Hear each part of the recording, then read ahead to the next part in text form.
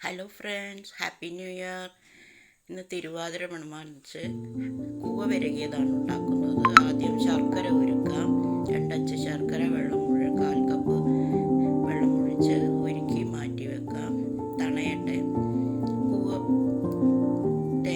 തേങ്ങാപ്പാൽ, ശർക്കര ഉരുക്കിയത്, ഏലക്കപ്പൊടി, അണ്ടിപ്പരിപ്പ്, ജീരകം, തേങ്ങാക്കൊത്ത്, നെയ്യ് ഇവയെല്ലാം 2 കപ്പിന് അര കപ്പ് കൂവപ്പൊടിയാണ് ഞാനിവിടെ എടുക്കുന്നത്.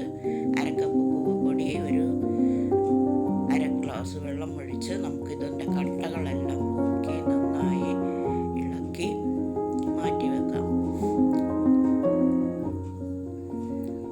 എന്നിട്ടിത് നന്നായിട്ടൊന്ന് അരിച്ച് സ്ട്രെയിനിൽ വെച്ച് അരിച്ച് വേണം നമുക്കിത് വിരകാൻ എടുക്കാൻ.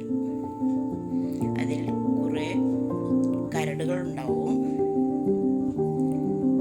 ആദ്യം ഇതൊന്ന് നന്നായിട്ട് കട്ട കെട്ടാതെ ഇളക്കി മാറ്റി വെക്കണം. എന്നിട്ട് എല്ലാം കൂടി ഒരു പാനിൽ ഒഴിച്ച് നമുക്ക് ആദ്യം ഒന്ന് റെഡിയാക്കിയതിന് ശേഷം ഗ്യാസ് കത്തിച്ച് 5 മിനിറ്റ് കൊണ്ട് പെട്ടെന്ന് തയ്യാറാക്കുന്നതാണ് കൂവ വിരകിയത്. അപ്പോൾ ആദ്യം കൂവ അതിങ്ങനെ അരിച്ച് അതിൻ്റെ അടിയിലൊരു കരടൊക്കെ ഉണ്ടാവും. അത് നമുക്ക് മാറ്റി ഒരു ടീസ്പൂൺ നെയ്യ് ഒഴിച്ചു കൊടുക്കുക. അണ്ടിപ്പരിപ്പ്, നല്ല ജീരകം, നെയ്യിൽ വറുത്ത് വേണമെങ്കിലും ഇടാവുന്നവർക്ക് ഇടാവുന്നതാണ്. തേങ്ങാക്കൊത്ത്. ഇപ്പോൾ ഗ്യാസ് കത്തിച്ചിട്ടില്ല. 1/4 കപ്പ് ശർക്കര ഉരുക്കിയത്,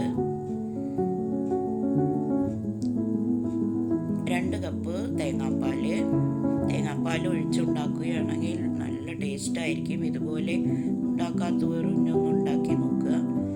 വളരെ ടേസ്റ്റാണ് കഴിക്കാൻ. എല്ലാം കൂടി ഒന്ന് നന്നായി ഇളക്കി യോജിപ്പിച്ച് ഒരു പിഞ്ച് ഉപ്പും കൂടി ഇതിലേക്ക് ആഡ് ചെയ്യുക.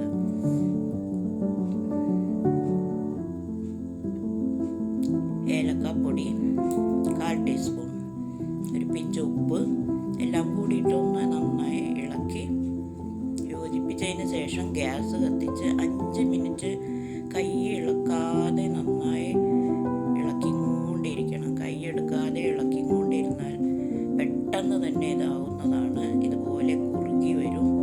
നന്നായി കുറുകി യോജിപ്പിച്ച് വന്നതിന് മുമ്പ് തന്നെ നമ്മളൊരു പ്ലേറ്റിലോ ഏത് പാത്രത്തിലാണെങ്കിൽ കുറച്ച് നെയ്യ് പുരട്ടി മാറ്റി വെക്കണം. ഒരു 4 മിനിറ്റ് ആകുമ്പോഴേക്ക് തന്നെ ഇത് പാകമായി തുടങ്ങും. എന്നിട്ട് ഗ്യാസ് ഓഫാക്കി നമുക്കിത് പാത്രത്തിലേക്ക് മാറ്റി തണഞ്ഞതിന് ശേഷം ഉപയോഗിക്കാവുന്നതാണ്.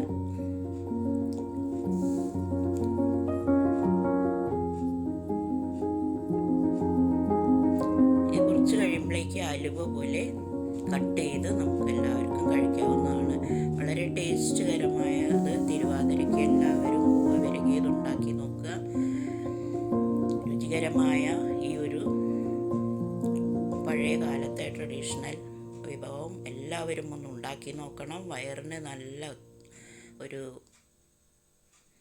വിഭവമാണ്. Okay, by.